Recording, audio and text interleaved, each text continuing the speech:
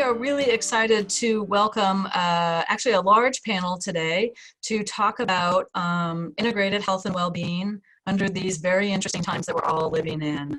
Many of your organizations have signed the Commitment to Health and Wellbeing in Higher Education, which is a roadmap for student success. And when we reached out to the partners under that commitment, we got an overwhelming response to participate in this roundtable today to talk about, again, integrated approaches to health and well-being, cross-campus collaborations that are going on, maybe that got started before the pandemic, maybe some new opportunities during the pandemic, and then how we're thinking about all of this when we come out the other side. So I'm going to go around and have our panelists briefly introduce themselves, and then we'll get started. So Josh, you want to kick us off? Sure. Happy Thursday, everyone. My name is Josh Downing, Director of Recreation and Wellness at Butler University, and I'm here today with NIRSA. Okay, great. And Kat? All right. Hi everyone. I'm Kat Marriott. I am the Executive Director of BHAC, Building Healthy Academic Communities. We're the organization that connects health and wellness professionals from other institutions with one another. Okay, and Janelle? Hi, I'm Janelle Johnson. I am at Santa Fe Community College in Santa Fe, New Mexico as a counselor there, and I'm representing the American College Counseling Association today, which is made up of probably a little over 1,000 members working in college mental health. Great, and Becca? Hi, I'm Becca Rampe. I'm a psychologist and our outreach coordinator at the University of North Carolina Wilmington's Counseling Center, and I do some various teaching here as well. And I'm representing the Association for University College Counseling Center Outreach. That's a mouthful, but a very knit community of outreachers within the counseling center community. Fantastic. And April? Hi everyone, I am April Konvalinka. I am coming to you from the University of Central Florida, where I'm the Executive Director of Housing and Residence Life. And I'm here representing the Association of College and University Housing Officers International, otherwise known as ACUHO-I. Great, and Sissy? Good afternoon, everyone. I am Sissy Meredith. I'm Vice President and Chief Learning Officer representing and working for College and University Professional Association for Human Resources. So glad to be here. Hi, everyone. Thanks, Sissy. And Eric? Hi, I'm Eric Silver. I'm with Concordia University, Texas, with Auxiliary Business Operations. And I am with NACAS, the National Association of Auxiliary Services. So glad to be here. Thanks, Eric. And Shawnté? Good afternoon, everyone. I'm Dr. Shawnté Elbert. I am the Associate Dean of Health and Wellness here at Central Washington University in Washington State. Primarily by trade, I'm a health educator, but I have all of the health and wellness departments, 5 under me here at Central Washington, and I'm here to represent NASPA, which is the National Association of Student Affairs Administrators. Great. A fellow West Coaster. And Sal? Hello, everyone. I hope you can hear me okay. I have been having some mic issues, but my name is Sal Rizza. I serve as the Director of New Student and Sophomore Programs at Southern Connecticut State University in New Haven, Connecticut. And I am representing NODA, which is the Association for Orientation, Transition, and Retention. And I'm happy to be here. Great. And we were hoping James from ACCA could join us. James, you're not on my front screen. I want to give you a minute to chime in case you're able to join by phone. No, okay. All right, well, let's dive in. First, a couple ground rules for today and how we hope to facilitate this roundtable. One is this is a collaborative, positive, forward-looking space. We're not going to get into, specific medical recommendations or opinions about CDC guidelines or some of the politics surrounding COVID-19. We really want to focus on the programming that's going on our campuses. I think one of the most interesting things to watch, certainly for me sitting here in Oregon, and maybe some of you on the West Coast feel the same way, is that this pandemic has really unfolded very differently across the country. And different areas of the country are at different points in the timeline, having different responses based on what's best for their local community. And so I just want to underscore that we're going to respect all opinions, all experiences here, and that we're all experiencing this differently. So as good student affairs and higher education professionals, none of that is a surprise to you. So we're going to start off with a couple of examples from our participants, and then we'll move into some of your questions. Please feel free to use the chat to pose questions or share ideas.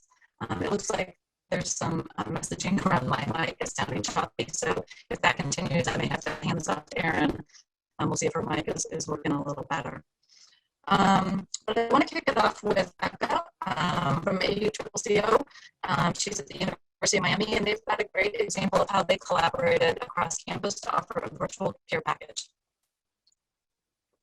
So I'm at UNCW, but I'm representing one of my colleagues who put out a really great idea to AUCCCO members from the University of Miami around doing a virtual care package.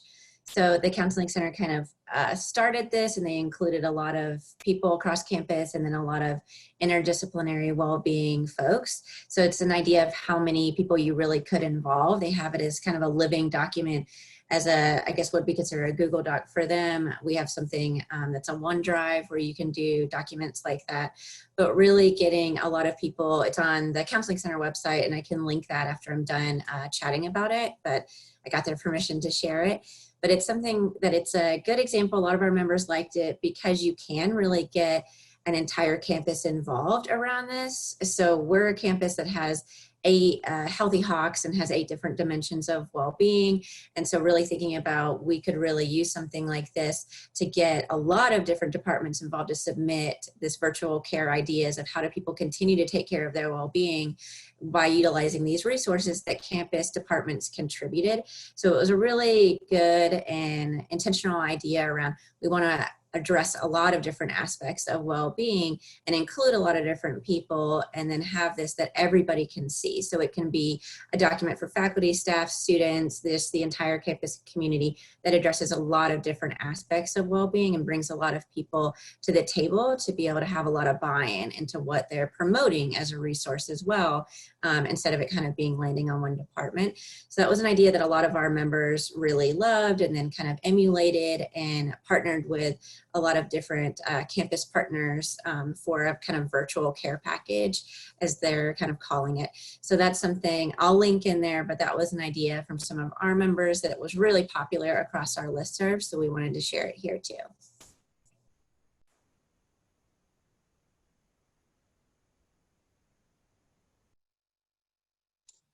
Becca, we had a question, just what were 1 or 2 maybe examples of resources that were in there? I know you're going to link it, but maybe you could just give us an idea.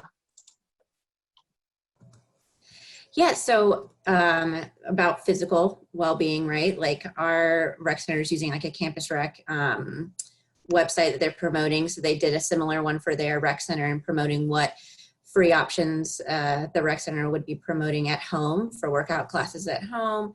They did things like self-compassion videos and linking those, different apps that would be really helpful, and definitely different apps that will be, which we linked in ours also, that are doing, there's a lot that are doing a lot of free stuff right now that are typically costly, but Headspace, Zoom feels like an app I'm using all the time, right, in that way, but Headspace, Calm, 10% Happier, a lot of those apps that cost money are doing a lot of additional free things, so kind of targeting some of those too. So just trying to highlight what other campus entities are offering while doing some, I think, of those traditional resources that we would offer as a counseling center too. Okay, let's see if this is any better. We got some thumbs up. Yeah, thank you so much for your patience. I'm not sure what's going on with my audio. Of course, this is my 4th Zoom call today, and it seemed to work up until this point. So maybe my computer is just tired of Zoom. We'll see.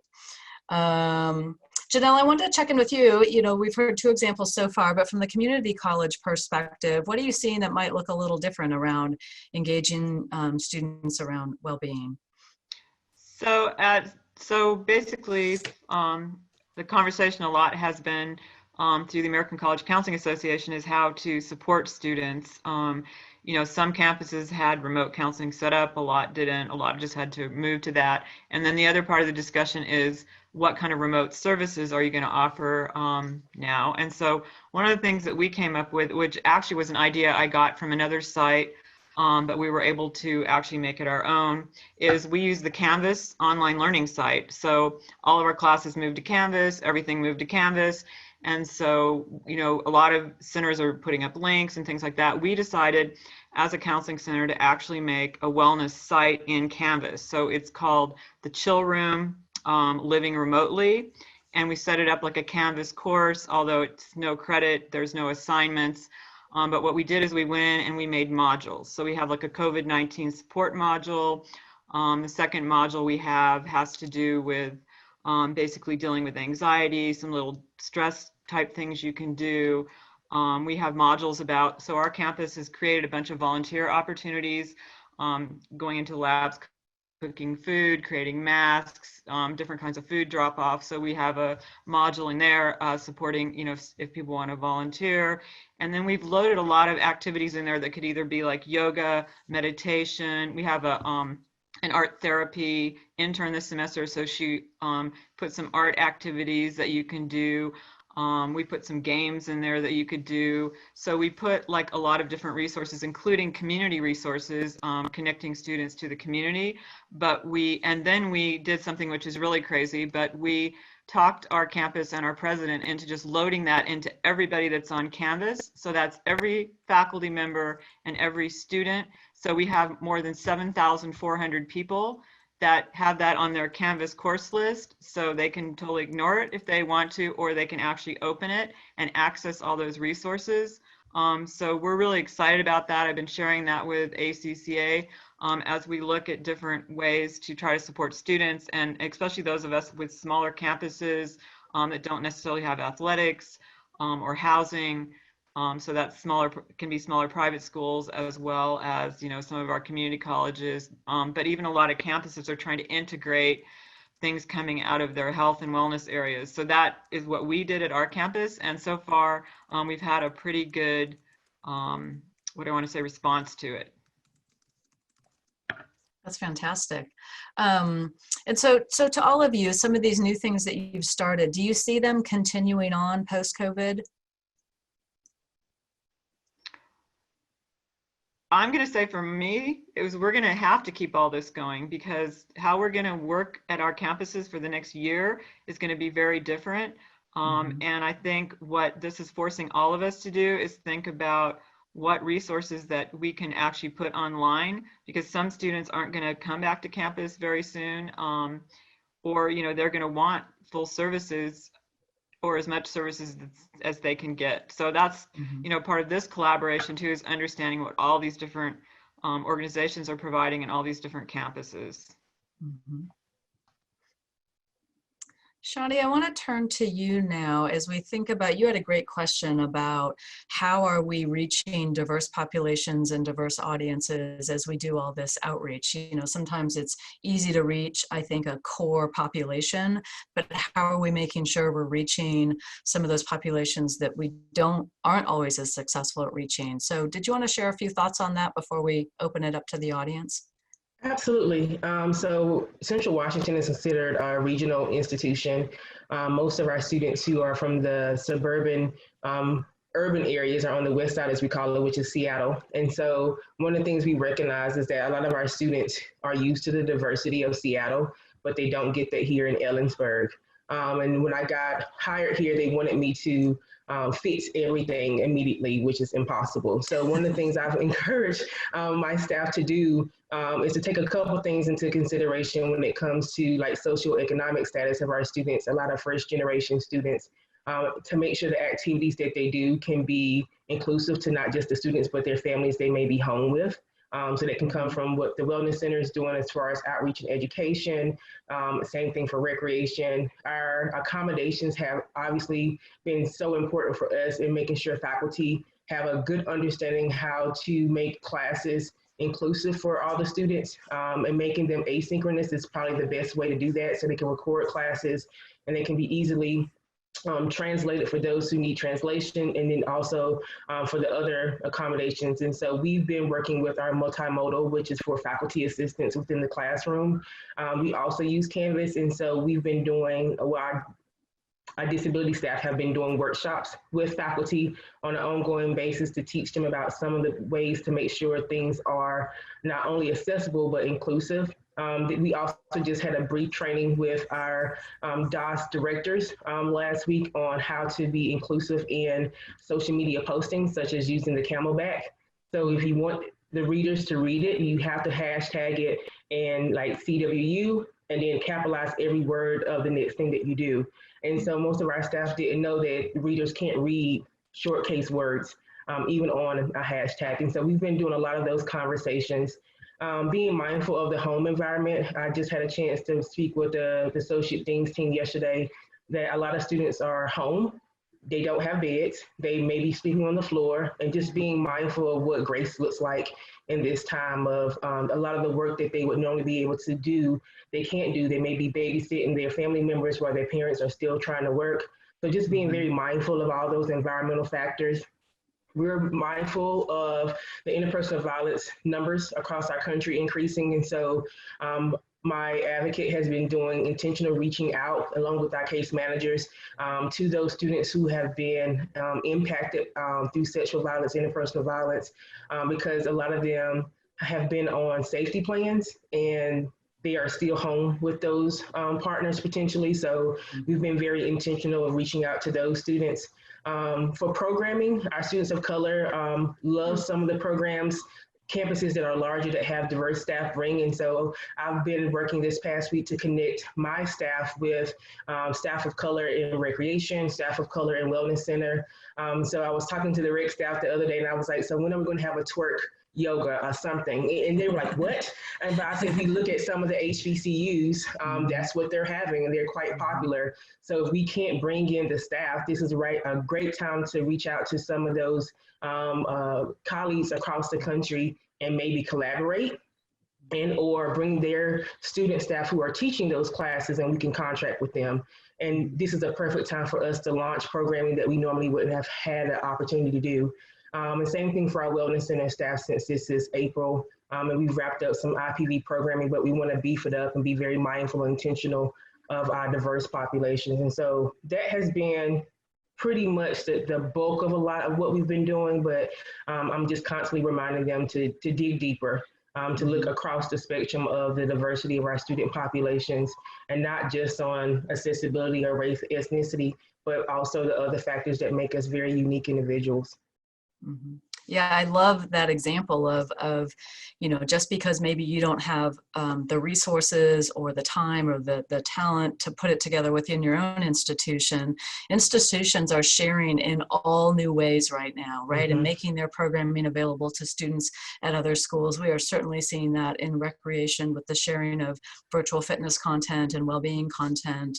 I would encourage anyone from some of the other associations maybe to talk about how your area in higher education is doing something similar. I can add, Pam. So to build off of what Dr. Elbert said, just thinking about our incoming students and our current students, in some ways, they are at least familiar with the processes, or I should say more familiar. Incoming students are now going to be at a greater disadvantage because it isn't just may not just be a lack of resources, but it's also a lack of information. Southern is a institution committed to access and social justice. Many of our students are first generation, underprepared from socioeconomic areas that make it challenging to be successful.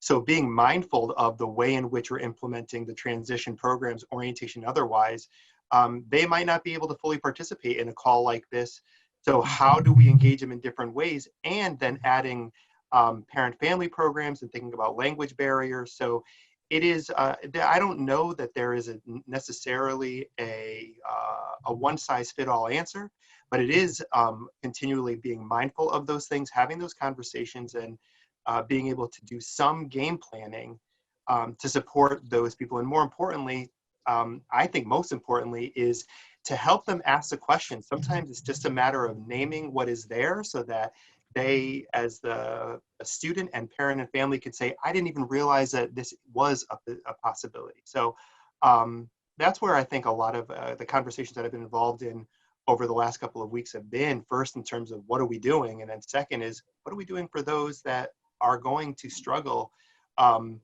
just being able to participate, and when they're the ones that need it the most. Yeah, and you bring up an interesting point, which is also in a question here in the chat around how are we reaching these students, right? How are we communicating with them? So does anyone want to jump in maybe with some more creative ways around how you're staying connected to your students and getting them the information that you think would be beneficial? So this is Shawnté again. Our enrollment management VP is calling the CWU Cares project. And so they are doing outreach to all 10,000 of our students via phone. And they created a template, and every area across the university got to create some questions that they were asking.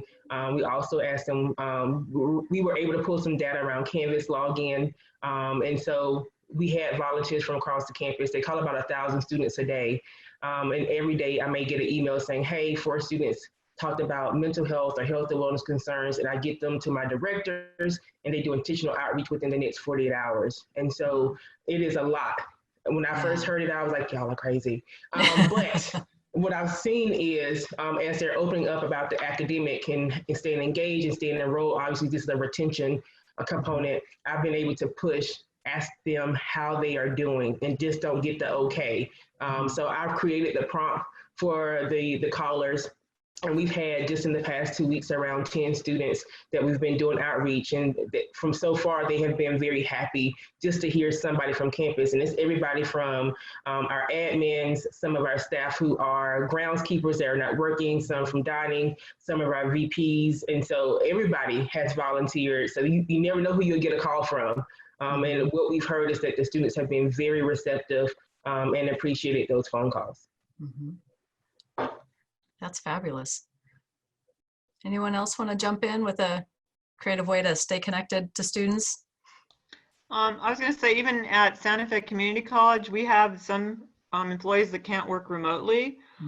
So our Associate Vice President of Student Affairs is actually enlisted, kind of what Shawnté is saying, has enlisted some of other employees just to actually do check-in calls with students. So not necessarily like, I'm going to help you register because I'm not an advisor or whatever, but just to call them and check in to see what areas they might need more outreach from, or to refer them to other areas of campus. So we've enlisted people to make those calls that weren't necessarily working for student services. So it's been kind of exciting, and it's a definite way to reach out and connect with students. Yes, Sissy, maybe this is a great place. Oh, go ahead, Josh. I was just going to say, real quick, we're doing very similar thing here at Butler, and the emphasis has been a well-being check. Even had our head basketball coach calling students, which was a huge welcome surprise to those students. And then admitted students, this little guy behind me has been doing virtual Zooms to students that get admitted to Butler to welcome them to campus. Oh, wow. So that's been a huge thing too, is just leveraging the power of a dog to do this. But the well-being checks has been extremely beneficial. We've gotten a great data from that. That's going to really help us out as we try to understand all this.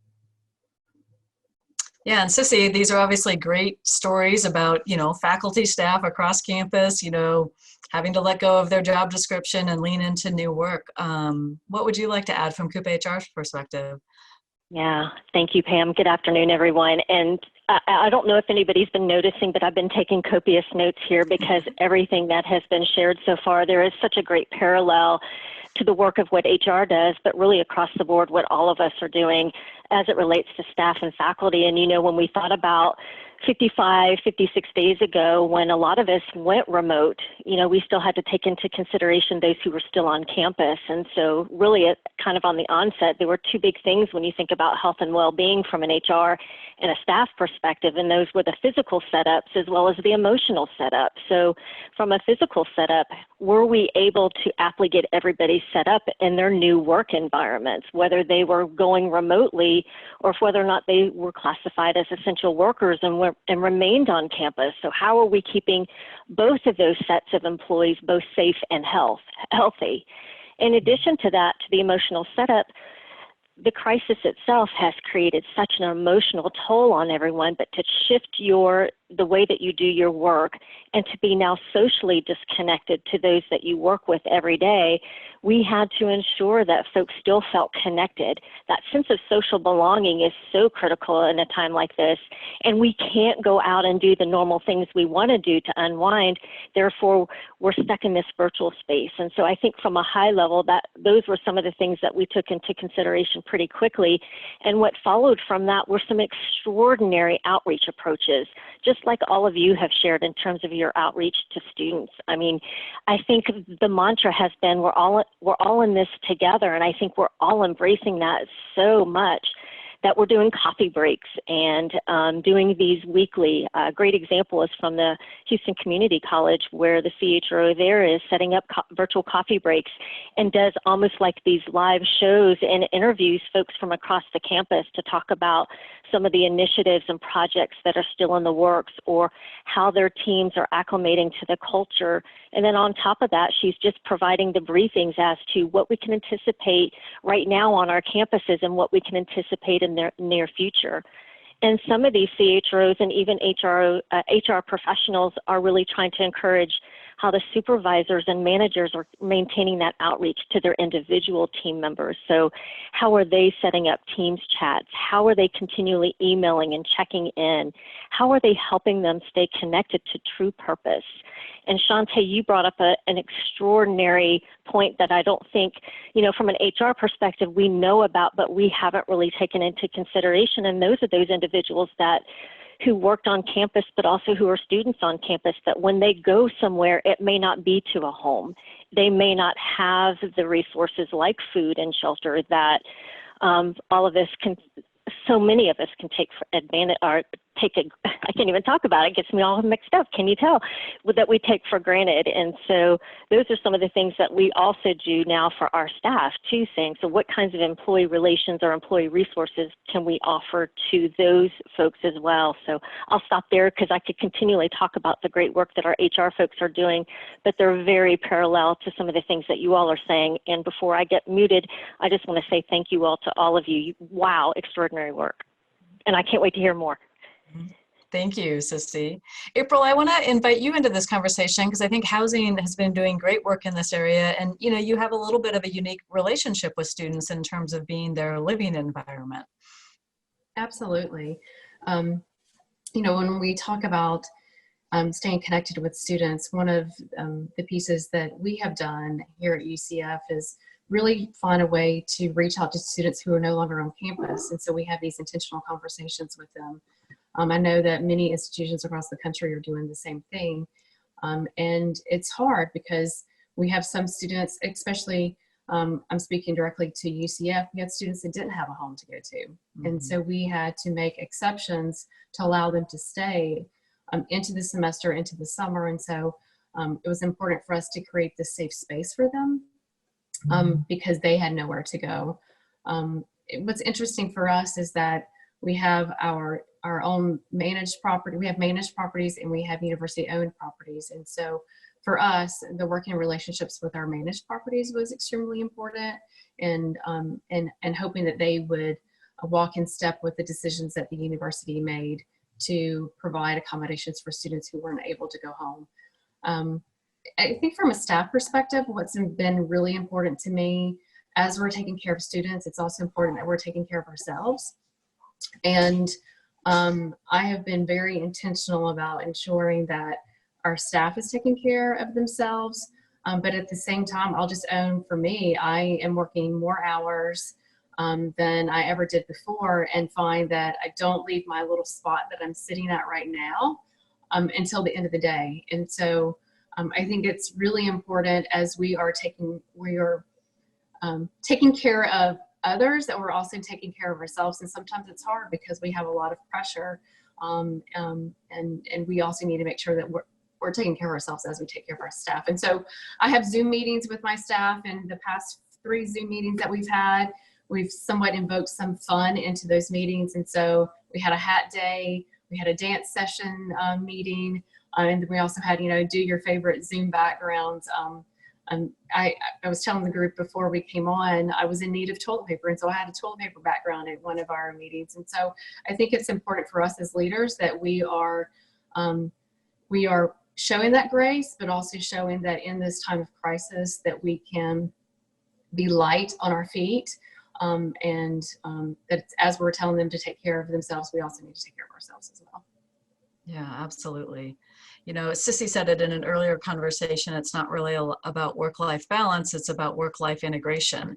And I think a lot of us have tried to take that approach, for a while now, but having to adjust what that means, under stay-at-home orders and while we're away from our job sites. Yeah. Pam, I'd love to expand on that too, because when you think about our campus staff who are now at home, they may be homeschooling their own children as well, as they think about this flexibility that really needs to be imposed on these individuals, saying it's not just now taking care of my work, it's really taking care of the children that are around me and those children who need to continue with their academic pursuits too, whether it be even in college, because I know some of even my colleagues at CUPA-HR are even on campuses across country, they're saying, I'm still having to motivate and inspire my college students who are now home that I didn't feel like I would need to do, but now they're home too, and now I'm having to think about my 8th grader now versus my freshman in college. So it's so critically important to be thinking about where this sense of integration is, because there really is no true balance. It really is going to have to be this sense of flexibility and how we're integrating all of it now into the mix. And I think I even mentioned that sense of crisis fatigue, because I think when you think about this sense of integration, it really is creating this sense of fatigue, and how are we making that sense of pause, reset, or restart, and saying, what am I doing right now to take care of me? What am I doing emotionally, physically, enabling myself to keep going and helping others? Absolutely. I want to turn the conversation now, and thank you for everything in the chat. There's a lot of great examples in here, and good kudos. These plans to call all the students are just simply amazing. Josh, I want to turn to you now. Butler has, I think, one of the most well-established and strongest integrated approaches to well-being, throughout student affairs. You guys have been at this for a while. You're pretty far down the path. And so, as this pandemic has hit, are you seeing that it's strengthened the strategies around well-being? Does it make some of the strategies difficult? Like, how has the pandemic affected where Butler's been at with their BU Be Well program? Thank you, Pam. I appreciate that. And this might be helpful for everyone. Butler University is in Indianapolis. We're private and 4,800 students. So just want to set that so people know. Like many, it has been challenging. I think probably one of the most difficult pieces of it is that we have a stakeholders group of over 30 offices and departments on campus that come together on a regular basis that are all part of what we call Be Well, which is the campus-wide well-being initiative. So it's been a little bit challenging continuing that engagement with them, because everyone obviously is in this crisis mode and trying to figure out what they need to do, whether it's for themselves as individuals or for their department or their college or their office or whatever. Not everyone has pivoted to offering virtual or going virtual. People are trying to figure out different ways to stay connected and engaged. I'm really proud of how we have done things. We pivoted pretty quickly to virtual offerings and bringing things together and creating a virtual website that kind of captures everything that's going on campus, along with putting outside resources. We've tried our best to make sure that our faculty and staff are aware of these resources as well. As Sissy mentioned, it's really important that we're taking care of ourselves, and we want to make sure that our faculty and staff know of these resources so they can utilize those as well. So we quickly launched a newsletter that's geared towards faculty and staff for all this, but it makes it really difficult when you can't do it in person. The face-to-face conversations that you get to have with people across campus really helps drive this. And so that has been a bit of a challenge, but we're working through it. We're trying to think of new strategies and new ways that we can do things. It has put some things on pause, so we're geared and ready to launch some pretty big initiatives in this coming fall. So we really have to, put everything on pause. You're trying to figure things out, and you're quickly working towards that. And like, uh-oh, now what do we do? So we're kind of sitting on the sidelines a little bit to try to figure out how things are going to happen, whether we're going to be online, we're going to be in a hybrid approach, and then how we have to adapt to whatever those approaches are. Or are we going to be in person? That's all up in the air. But overall, we've been able, because of how we've built BUB Well, we have been able to support and continue that engagement, although not in the environment that we had hoped for. So. Yeah, so I want to turn to Eric, to you next. Butler's this great example of having this, large coalition that's been working together for a little while. And you had some interesting ideas and stories about maybe for those who are seeking new partnerships or aren't quite as established in some of their partnerships, about working with those in front of you. You want to talk a little bit more about that? So there's a couple different ways that we've done that. One has been with our internal partnerships that we already had with Sodexo and groups like that to provide above and beyond care for our students. We actually added meals to some of our meal plans to feed students who could not get food, had food insecurities because the grocery stores simply didn't have food. So that was pretty awesome.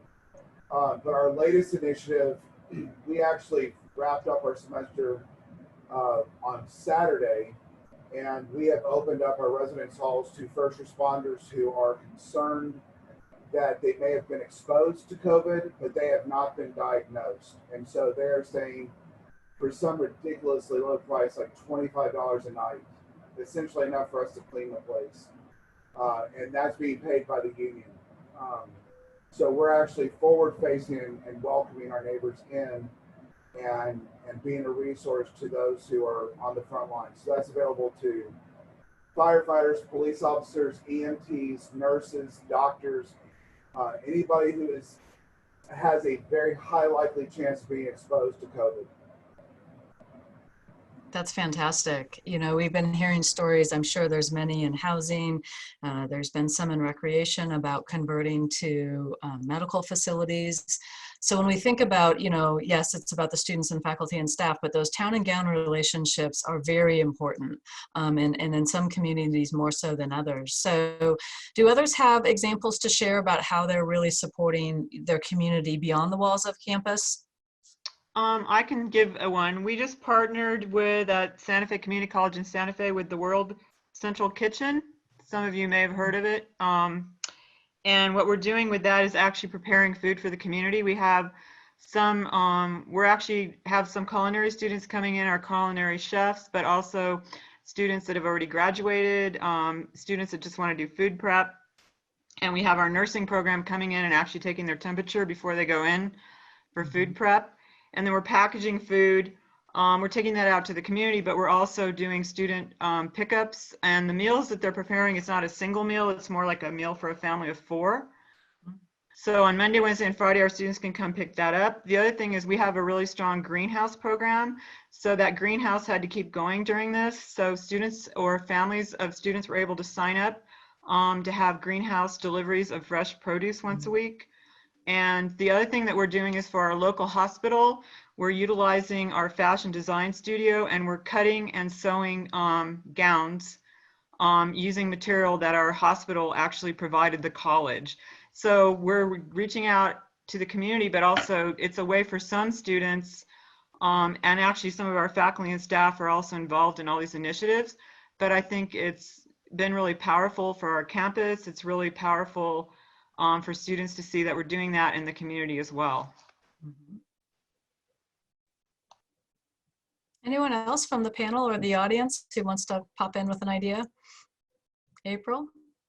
Yeah, we actually have had many people make masks, and so there was a call for anyone who has a sewing machine or anyone who can sew, and so our EOC had the I guess the what do they call it,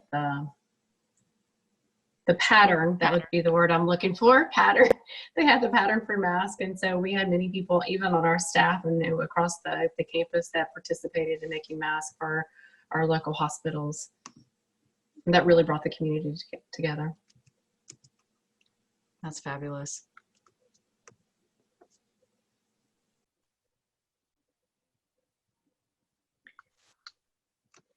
Since April spoke, I met for at UCF. I'm Karen Hoffman, Director of Counseling and Psychological Services.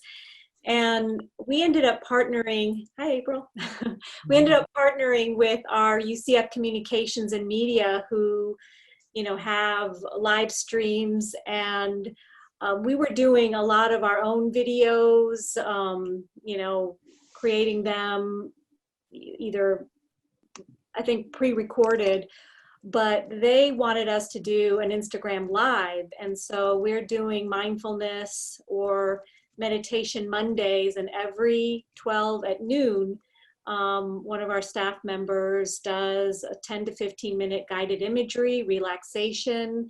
And we were able to connect with like over 4,000 people. This is for faculty, staff, and students. So we feel like we're impacting our whole UCF community. More than probably we would have if we would have just stayed on our own website, because we don't have the flow of people that UCF does. So I think that was a great collaboration with our media and communications. It's fabulous. Pam, yes. So I just want to mention that, BHAC, we're situated, and we live on the Ohio State University campus. But one of the amazing, I would say, examples of collaboration that Ohio State has put together, Ohio State University has a very comprehensive health and wellness program that encompasses faculty, students, and staff holistically under one large umbrella. And the entire university operates under a 9 dimensions of wellness concept. And the chief wellness officer at Ohio State University created a short webinar series, 30-minute webinars for an 8-week period, addressing each of those areas of wellness. And this webinar series was opened up not only to every student, faculty, and staff within the Ohio State University community, but also to anyone, any campus, anywhere. And they're being recorded, and the title of the series is Staying Calm and Well in Midst of the COVID-19 Storm. And these are all evidence-based tactics that really work. The first was on cognitive behavioral therapy skills. The second was on physical activity. Third on mindfulness. The fourth on sleep. And we just finished the fourth one yesterday. The next 4 to come are physical distancing and loneliness, building resiliency, eating healthy, and gratitude and positivity. And a lot of the BHAC campus members, institutional members, are utilizing this series not only for for themselves personally, but utilizing the series as a way to engage their faculty and staff, kind of not, ad hoc, but Ohio State faculty and staff are getting credit for attending and watching the series through the healthcare provider that they utilize at Ohio State University, and many of the other institutions that don't have as sophisticated or as complete health and wellness programs for their institution are utilizing this webinar series for a similar utilization. And as I mentioned, they're recorded, they're open to anyone, any student, faculty, or staff anywhere. And yes, I will drop the link to the site so everyone can go and see them. You can, go backwards and watch any of the webinars that have already been recorded. But these are every Wednesday afternoon, short 30-minute webinars that are being hosted live that anyone can join and utilize for their own personal or their campus health and wellness. Yeah, thank you very much, Kat. I love the sharing that's going on among campuses. And as you were talking, there's a lot of others popping up to share their video links as well. So thank you everyone for that. I'm going to turn to Darcy at University of Florida, who also had a couple things to share. Absolutely. Thank you, Pam. So at UF, one of the things I think that we would showcase as very much a positive that has come out of the situation that we're in is being able to provide our information in one hub. So as our different departments within the Division of Student Affairs went to virtual platforms and went to doing services in a different capacity, we organized it all, and our marketing team within the division put it all underneath a virtual student union. So I'm going to share that below as well, because it's not only the health and wellness components, it's the transition to college components. It's also the career readiness pieces. So basically it took the entire division and put what we are currently doing underneath one resource. And it's primarily marketed towards students. But as what seems to be a theme of our conversation today is reducing the barriers, and so many more people have access to things now. So when we talk about the HR components, or Kat, you reference how anybody has access to these materials, I think that's another one of the advantages that has come about, and how operationalizing services has changed. Thanks, Darcy. Yeah, I think, there's been this conversation for a while around how do you deliver some of the student services to online students, right? How do you deliver like a student experience, a student affairs experience to online students? And, there's definitely been some good programming here and there, but I think this is going to accelerate the types of things and thinking that goes into doing that on a more regular basis. And not that students won't come back to campus, because they will, but there will be a cohort of students who continue to learn online. And this has been such a great opportunity to do things like Darcy described at University of Florida. I know many of you are doing that as well. And I hope that that's one of the positive outcomes of all of this, is that we've actually increased our engagement with our online student community. I'm going to turn it to Stan Shingles at Central Michigan, who's going to talk about a recreation movement. Well, thank you, Pam. And it's great to see everybody on this call. Excuse me, I'm losing my voice. I think it was because I was screaming at my boss about budget cuts. So excuse my voice right now. I'm Stan Shingles. I'm the Assistant Vice President for University Recreation and Student Engagement at Central Michigan University. And I just wanted to share, and maybe this is a bit of a shameless plug for our collegiate recreation folks, but we were asked to be involved in a platform called Recreation Movement. It was a initiative that came out of Riddle and Bloom, a marketing company that's working with NIRSA in this partnership. And I believe it started with 40 schools, and it was a way of tracking and engaging our university community in recreation and fitness, and how it could be tracked, in the number of hours spent and the number of people, so on and so forth. We wanted to do something a little bit different. As a small rural college town, we're always trying to build town-gown relationship. So we asked and we were unique in this space, if we could include one of our one of our community partners. It's a bank that's locally headquartered here that has a large reach throughout Michigan, not just here in Mount Pleasant. And we ask if we can engage their more than 700 employees in this movement. And so as we did this, we did it with purpose of partnership and that type of thing, not realizing that it pivoted to our students intersecting with the community. And now that town-gown relationship, which has been breached a little bit by virtue of there are not very many students in town to build a town-gown relationship, is now being bridged through this virtual model through this recreation movement program. So from the results I've gotten from our marketing director, and as he has communicated with the people from Riddle and Bloom, they want to expand this program. They've already expanded the number of schools. The community aspect of it is something they're very interested in. And I thought I would share that because I think we forget sometimes in the crisis of dealing with what we're dealing with, we just focus on our students, forgetting that our greater community not only includes our faculty and staff, but their families as well. So sometimes, because this whole thing started with you had to have an EDU, cmich.edu to enter into a portal. And they were nimble and flexible and said, what can we do? How can we do it? And so in these difficult times, I found that to be, a great corporate partnership that supports the well-being of our students, but more importantly, keeps them connected to this community through the community involvement that we're experiencing. So just wanted to share that. Yeah, thanks, Stan. It's been a great way to engage a lot of people to get active, but the platform that they're using also was a great vehicle to share all this different virtual content, whether it's fitness content or mindfulness content, the same platform that you log on to log your minutes.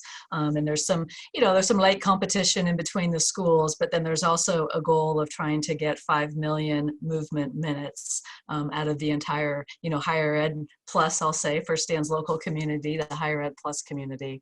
So it's been fantastic to watch people engage like that. Pam, I had something real quick.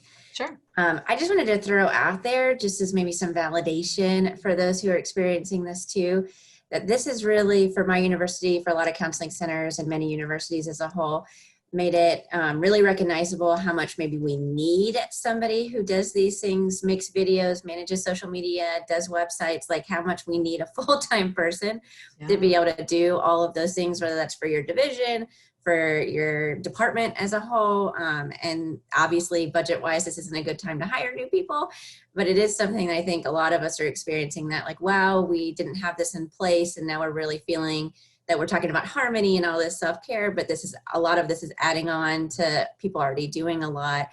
So that's been kind of a struggle, but it's really made it apparent that some of us really need to have a full-time person or multiple full-time people that are really doing this for a living too. Mm-hmm.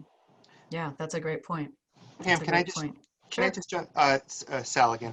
Mm-hmm. Gabby asked, what platform do you feel has been most effective and connected with students?